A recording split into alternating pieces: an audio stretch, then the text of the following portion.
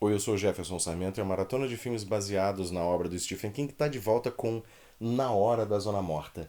É isso mesmo, você não escutou errado não. Na Hora da Zona Morta. Teve esse período lá pelo meio da década de 80 que quase todos os filmes de terror que se prezassem, quase todos os filmes que tinham alguma coisa de sobrenatural, precisavam ter uma hora enfiado no começo do título. Mesmo que isso não tivesse nada a ver com a história, mesmo que isso não fizesse nenhum sentido com relação à história, como é o caso dessa adaptação de um dos melhores livros do Stephen King, A Zona Morta, lançado em 1979 e que apresenta pela primeira vez a cidade de Castle Rock. A gente vai falar um pouco mais disso ali na frente. Pois lá pelo meio da década de 80 tinha esses filmes como A Hora do Pesadelo, A Hora do Espanto, só para ficar em dois que são mais conhecidos, que tiveram até readaptações, refilmagens posteriormente, mas também tiveram outros mais obscuros, como A Hora do Arrepio, A Hora do Calafrio e por aí vai. Pois Na Hora da Zona Morta é uma das adaptações mais decentes de uma história do Stephen King, com um roteiro bastante justo, bastante enxuto, às vezes até um pouco enxuto demais. A história acaba ficando no filme um pouco pulada, um pouco cadenciada demais com relação a tudo que você precisa saber do Johnny Smith, ao que acontece com ele ao longo da sua vida, depois que ele sofre um acidente de carro. Uma das coisas interessantes também, mais interessantes dessa adaptação, é que ela foi dirigida pelo David Cronenberg, um diretor de filmes de terror bastante bizarros e meio ou inteiramente nojentos, como Os Filhos do Medo, de 1979, Scanner, Sua Mente Pode Destruir, de 81, e Videodrome, que foi lançado em 1983, no mesmo ano de Na Hora da Zona Morta. Pois segura aí um pouquinho que a gente vai conversar já já sobre a adaptação de A Zona Morta para Na Hora da Zona Morta, do David Cronenberg.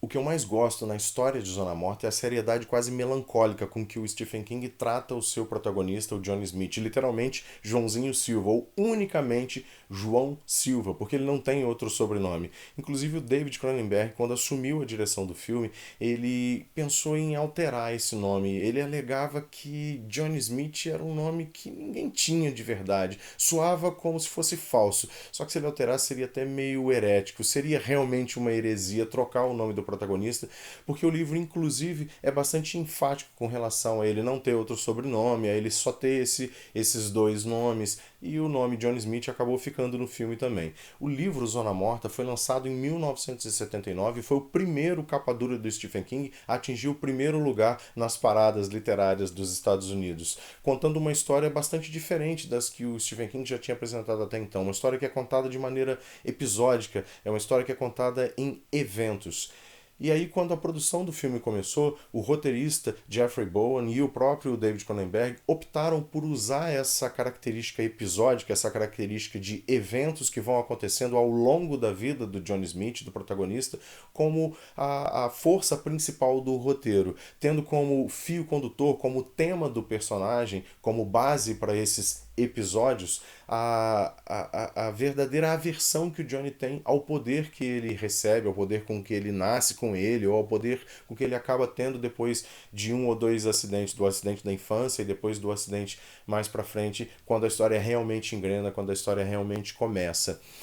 O Johnny ele tem aversão a esse poder, a essa paranormalidade, a capacidade de saber o que aconteceu na vida pregressa das pessoas, só tocando nelas, ou saber o que está acontecendo em outro lugar com familiares das pessoas, saber de pessoas que desapareceram tocando em objetos. O Johnny ele tem aversão a isso, e principalmente ao longo tanto do livro e menos um pouco na história do filme, porque isso fica um pouco perdido. Ele tem aversão ao fato de que a mãe dele, que é meio neurótica, meio Margaret White, ela enxerga nele uma espécie de garoto prodígio, um enviado de Deus para fazer alguma coisa miraculosa. E o tema do protagonista, o fio condutor da história é justamente a viagem, a evolução que o personagem faz desse momento em que ele nega o próprio poder, que ele não quer usar, ele não quer saber de saber das coisas das outras pessoas, ele não quer usar o poder. E essa viagem, essa evolução dele até entender que o poder dele pode ajudar as outras pessoas e talvez possa inclusive salvar a humanidade, Até ele aceitar isso, você passa por todos os episódios e cada um desses episódios, cada um dos acontecimentos vai acrescentando algum conhecimento para que o Johnny chegue à conclusão de que o poder dele é sim importante e que ele precisa usar esse poder. Zona Morta, o livro, começa num prólogo na infância do Johnny Smith, quando ele toma uma trombada de um jogador de hóquei, bate com a cabeça no gelo, fica alguns minutos desacordado. E quando acorda, ele tem o seu primeiro lampejo daquele que vai ser o poder que vai acompanhar ele a vida toda, vai ser a sua desgraça, mas também vai ser a salvação da humanidade. O Johnny avisa para um garoto, o Chuck, que ele tome cuidado com a explosão, tome cuidado com o ácido, mas são palavras meio desconexas que você não tem muita certeza, nem o Chuck, nem o próprio Johnny sabe exatamente o que está dizendo. É o poder dele se manifestando pela primeira vez, mas de uma maneira muito fraca ainda. A gente acaba descobrindo algumas páginas depois que o Chuck, mais velho, vai tentar consertar o próprio carro e a bateria explode na cara dele, ele tem o rosto queimado pelo ácido, e aí nós entendemos o que exatamente é o poder paranormal do Johnny Smith. Essa cena, esse prólogo, ele chegou a ser filmado pelo David Cronenberg, mas ele nunca foi lançado em nenhuma das cópias do filme, nem no cinema, nem no VHS, nem nos DVDs ou Blu-rays que existem por aí no mercado. Ela está perdida em algum ponto da produção aí. O filme começa quando a gente começa a primeira parte do livro, que é o Johnny já adulto, sendo um professor de literatura, ele está dando aula, no filme ele está dando aula para uma turma de ginásio e ele está declamando o tema, o poema O Corvo, do Edgar Allan Poe.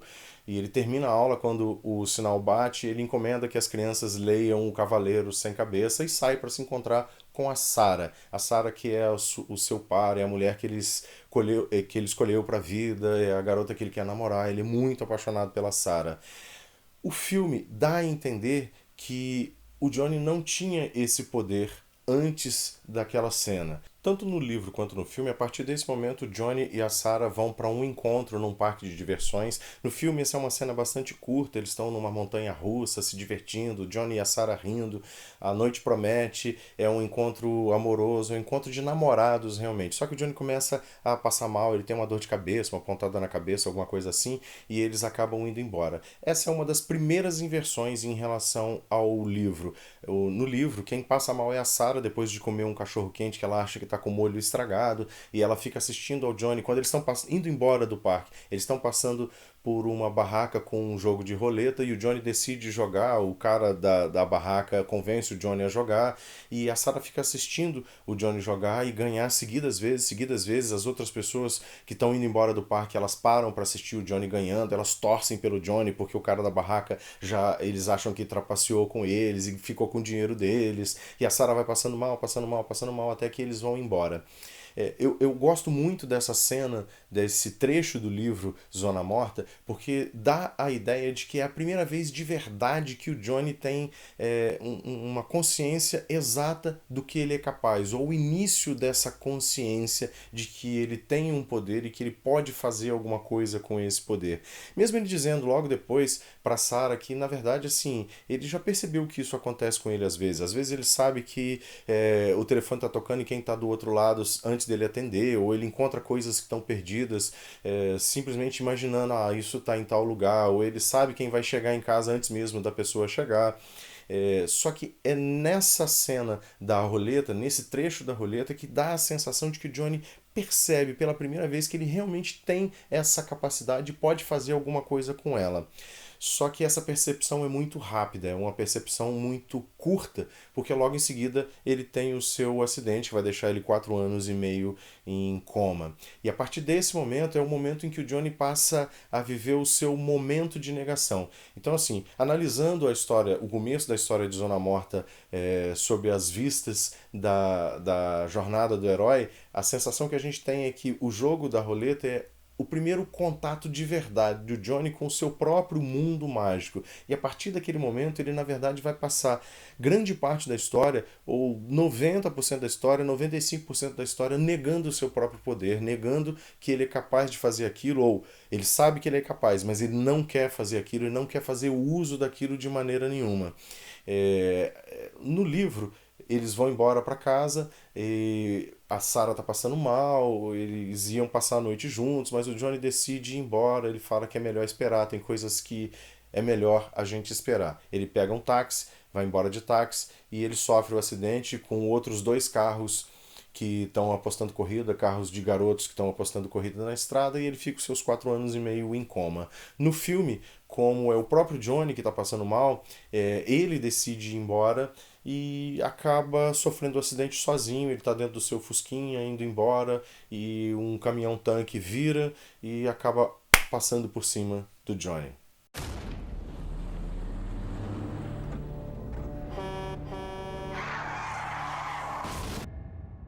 You've been in a coma, Johnny. For how long? 5 years. The house is burning. Your daughter's in the house. It's not too late.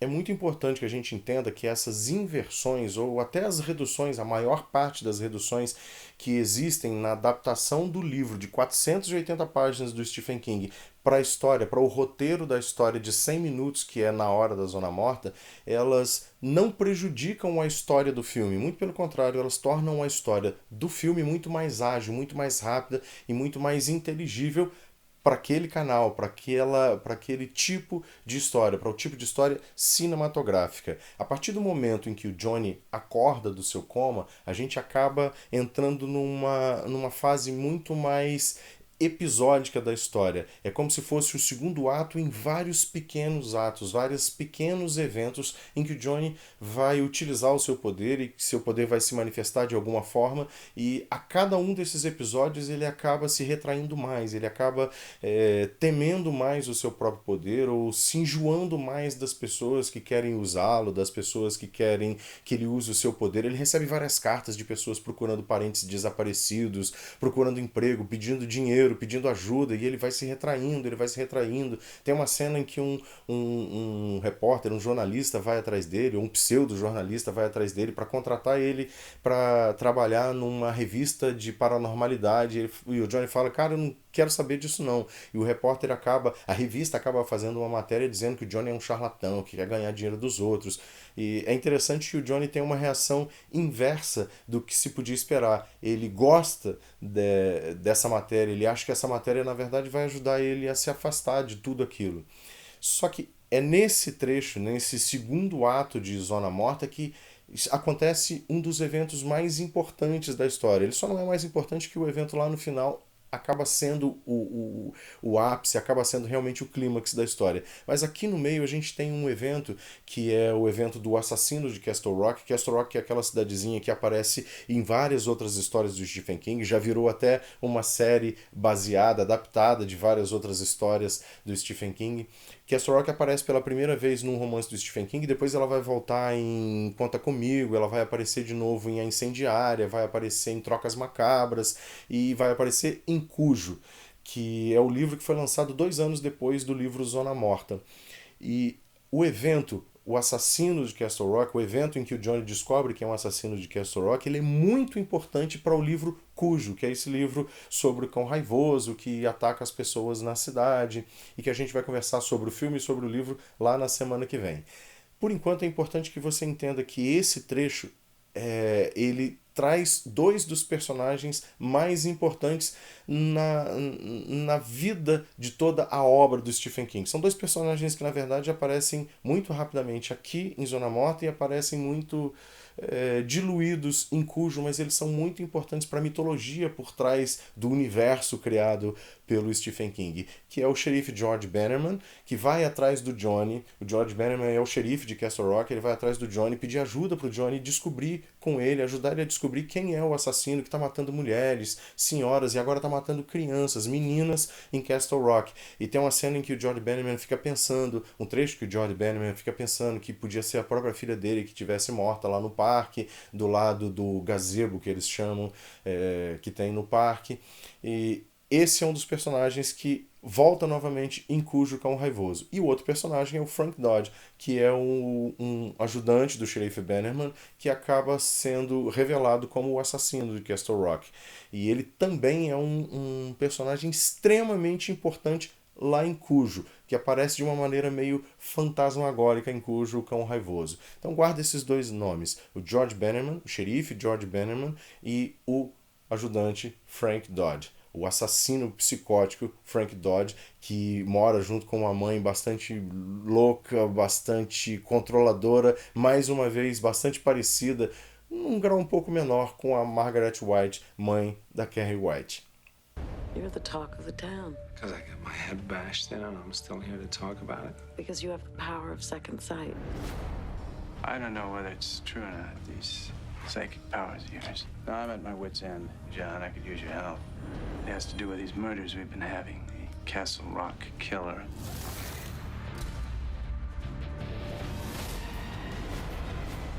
I saw his face. Existem vários outros momentos, vários outros episódios, eventos ao longo da história em que o Johnny vai tendo a sua personalidade e até o seu poder, ele vai sendo moldado, vai evoluindo aos poucos à medida que as coisas vão acontecendo. É como se ele fosse aprendendo com cada um desses eventos, cada um desses episódios que vão acontecendo ao longo de vários anos da sua vida. É como se isso fosse fazendo com que ele entendesse lá no final, fosse fazendo com que ele tivesse conhecimento e sabedoria para tomar a decisão correta que ele precisa tomar lá no final, quando o grande evento realmente está para acontecer. Um desses eventos, um desses momentos importantes da história, talvez o mais bonito e triste da história, é quando ele finalmente tem o seu momento de amor com a Sarah, que logo que ele acorda do coma, ele descobre que ela se casou, ela tem um filho já, ela tem outra vida, porque ninguém acreditava que o Johnny ia sair do coma, nem o pai dele acreditava que ele ia sair do coma, e o pai dele revela isso para ele mais pra frente, e pede desculpas para ele, pede perdão, porque ele achou que realmente o Johnny não ia sobreviver. Só a mãe do Johnny é que, meio louca, não, ele vai acordar, porque ele tem um trabalho de Deus para poder fazer, mas a maioria das pessoas não, e a Sarah acaba se casando. Em um determinado ponto, no segundo ato, o Johnny e a Sarah acabam tendo o seu momento de amor, e é um dos momentos realmente mais bonitos e tristes de toda a história, e tá tanto no livro quanto no filme. E uma das cenas mais tristes realmente do filme é quando a Sarah tá indo embora e o Johnny vai dar adeus para ela, eles se abraçam e ele pergunta, nós vamos nos ver de novo? E a Sarah diz, não como hoje. Realmente dá um aperto no peito de saber que ali estão duas pessoas que realmente são apaixonadas uma pela outra, mas o evento, o destino, acabou separando as duas pessoas de uma maneira muito trágica e de uma maneira muito efusiva também. Esses eventos vão moldando o Johnny, vão acontecendo, a sensação que você tem é que a própria paranormalidade dele vai tendo uma evolução, até o momento em que ele percebe que, na verdade, ele o poder dele não é só de ver o passado das pessoas, encontrar coisas desaparecidas. Existe um momento em que ele percebe que, na verdade, ele pode antever as coisas, ele pode prever o que vai acontecer. Na verdade, ele já fez isso lá atrás, na Roda da Fortuna, que só aparece no livro, quando ele acerta os números que vai dar na roleta, quando ele ganha o dinheiro lá do cara do parque. Só que naquele momento ainda era muito sutil isso. A gente ainda estava aprendendo junto com o Johnny e ele estava percebendo o seu mundo mágico, o seu mundo fantástico naquele ponto. Agora não, ele tem certeza de que ele consegue prever o futuro. A cena em que isso acontece, tanto no livro quanto no filme, são muito fortes essas duas cenas, mas são duas cenas diferentes. No livro, o Johnny acaba prevendo que um pupilo dele vai morrer junto com os colegas num incêndio num ginásio. Numa cena que é bastante alusiva a Carrie a Estranha. Inclusive tem uma citação direta a Carrie nesse trecho do livro. No filme, ele tem a previsão com esse pupilo. O pupilo dele no filme é um garoto mais jovem que no livro. E ele prevê que o garoto vai esquiar, vai jogar hóquei com os colegas num lago congelado e o gelo vai se partir e vão todos morrer afogados. Essas duas cenas, o Johnny consegue nos dois trechos impedir que isso aconteça. E é quando ele tem essa percepção de que ele pode alterar as coisas que vão acontecer. E essa é a percepção mais importante que ele tem do poder dele, e é o momento em que ele entende que ele pode mudar as coisas e que talvez esse poder que ele tenha realmente um motivo. Não que ter encontrado o assassino Frank Dodge não seja importante. Ele evitou que o Frank Dodge matasse outras pessoas. Porque se o Frank continuasse vivo, se o Frank continuasse atuando, ele ia matar mais mulheres, mais crianças, quantas mais ele podia matar. Mas agora não, agora ele tem uma capacidade muito maior de perceber que ele pode alterar as coisas antes de elas acontecerem. Nesse ponto, nós entramos no terceiro ato da história, com o Johnny já consciente de toda a capacidade que ele tem, de tudo que o poder dele pode fazer, que ele pode prever o futuro e que pode, mais do que isso, alterar esse futuro. E agora a gente conhece o grande antagonista do Johnny Smith, o grande antagonista da história, que aparece em vários outros pontos ao longo da história de Zona Morta, mas que aparece em momentos que você fala, pô, quem é esse cara? O que está acontecendo? Por que ele está aparecendo aqui? O Frank Dodge também aparece em alguns momentos antes do trecho em que o Johnny vai para Castle Rock e que o Johnny descobre quem é ele. Mas o Greg Stilson, que é esse grande antagonista, ele aparece em vários outros momentos, em momentos que você tem a sensação de que aquele cara, pô, esse cara não é legal, esse cara, ele tá sempre metido em alguma coisa violenta, sempre em alguma falcatrua. E nesse ponto a gente descobre realmente quem é o Greg Stilson. E o próprio Johnny descobre quem é o seu grande antagonista e por que ele tem aquele poder. É como se o destino tivesse dado uma pernada nele e falado, olha, você negou esse tempo todo, você não quis usar o seu poder, você está sempre em negação, mas agora é para isso aqui que você nasceu. E o próprio Johnny, ele reconhece isso como se fosse uma praga, como se fosse o seu destino realmente, que quem estava certo era a mãe dele dizendo, olha, Deus tem um caminho realmente para você. Não que ele vire um religioso fanático, não é isso. Mas é que ele encontra realmente o seu destino e ele, na verdade, não tem escolha diante desse destino quando ele descobre quem é o Greg. O Greg Stilson é aquele político bem populista mesmo. Ele é candidato ao Senado e ele faz aqueles comícios que parecem shows de rock. Ele está sempre cercado de pessoas que são muito estranhas. São motociclistas que até há pouco tempo participavam de gangues, que eram considerados bandidos. E eles, às vezes, até atacam as pessoas que estão nos comícios. E as pessoas que estão nos comícios do Greg, elas enxergam o Greg como um salvador da pátria, elas ficam hipnotizadas por ele. Ele realmente tem aquele discurso de eu sou da classe trabalhadora, eu uso o capacete branco, eu distribui capacete, distribui cachorro-quente na história do livro, e ele fala, não, eu vim aí de vocês. Ele usa palavras chulas, palavras do povo, e ele fala, não, eu falo dessa forma porque eu venho do povo, e eu tô saindo do povo para ir para dentro da política para acabar com aquela política velha, com a corrupção que existe dentro das instituições, para acabar com tudo aquilo que está ali. Você já ouviu isso em algum lugar, não já? Algumas vezes, não é? O Greg, ele tem esse discurso meio messiânico, é como se ele fosse realmente o Messias Greg Stilson que está ali para salvar todo mundo.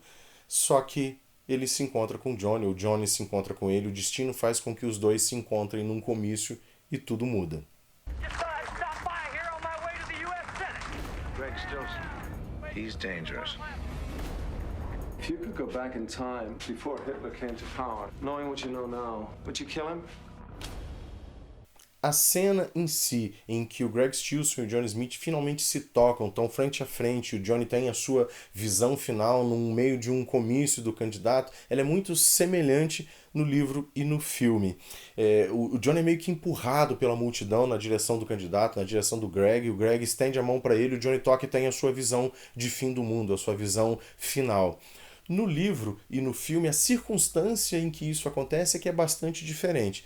No livro, Johnny tem passeado por algumas cidades, ele tem rondado algumas cidades e estados vizinhos de onde ele mora, procurando propositalmente alguns candidatos, alguns políticos, para realmente tocar na mão desses candidatos e ter uma percepção de quem são essas pessoas, as pessoas que dirigem a região, que têm possibilidade de galgar outros cargos, cargos políticos futuramente.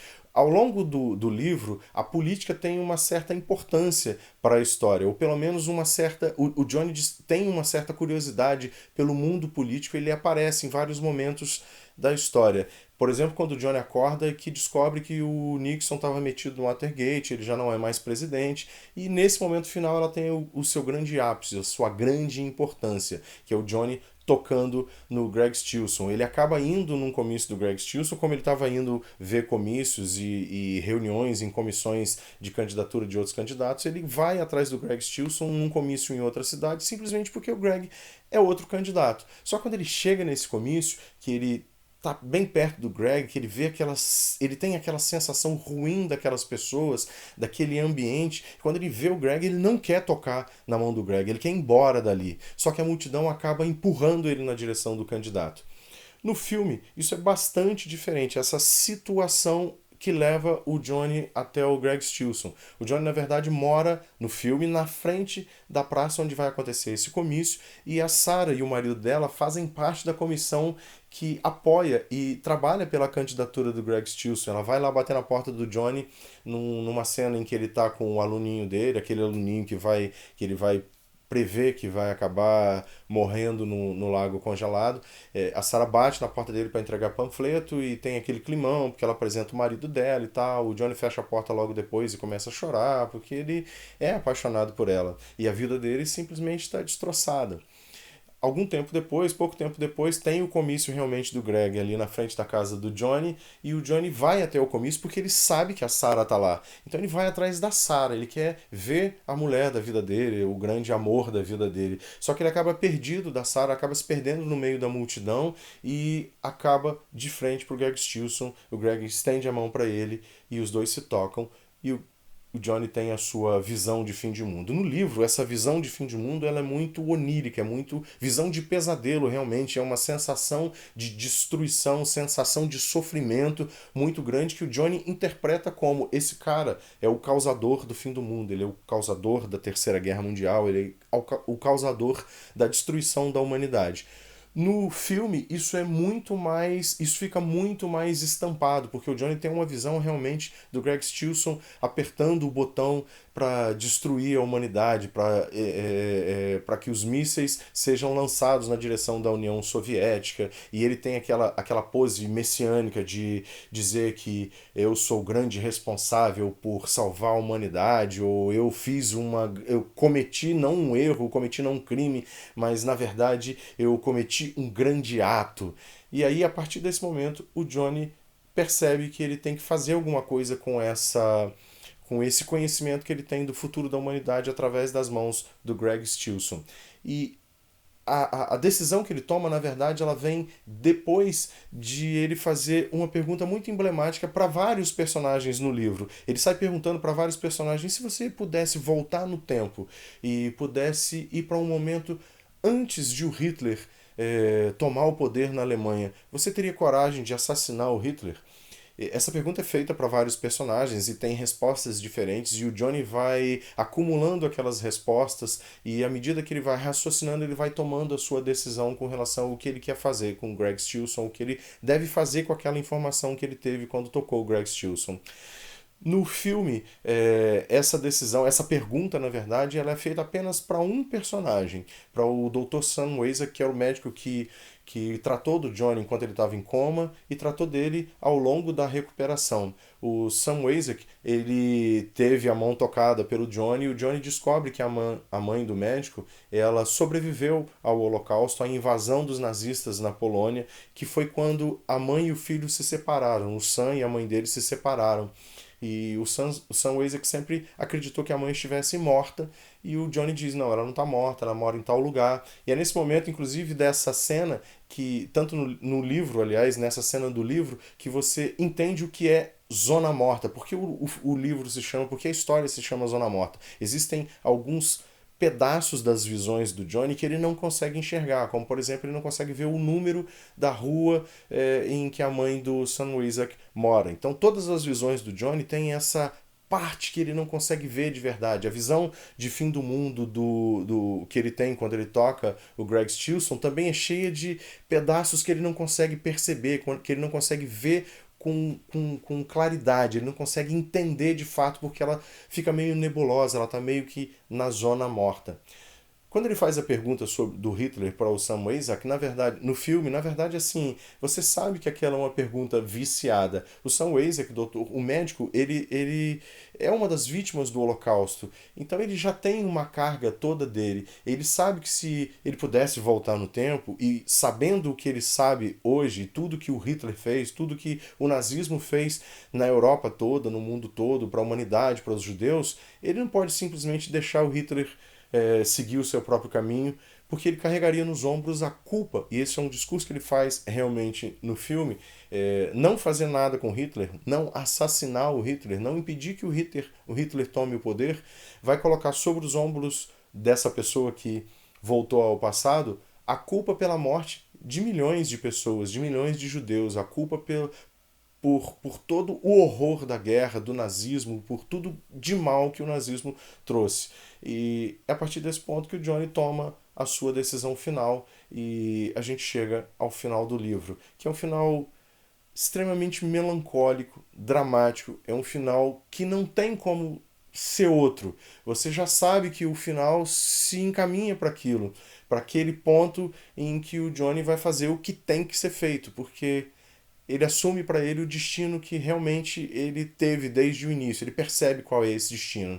E ele vai atrás do Greg Stilson para tomar essa decisão. Nesse ponto, eu preciso dizer que o final de Zona Morta, apesar de toda essa tragicidade, é um final triste, mas é um dos melhores finais de uma história do Stephen King que o Stephen King já escreveu até hoje. Não poderia ter sido outro final. God has seen fit to bless you with this gift. You should use it. Bless me! Not only can you see the future, I can change it.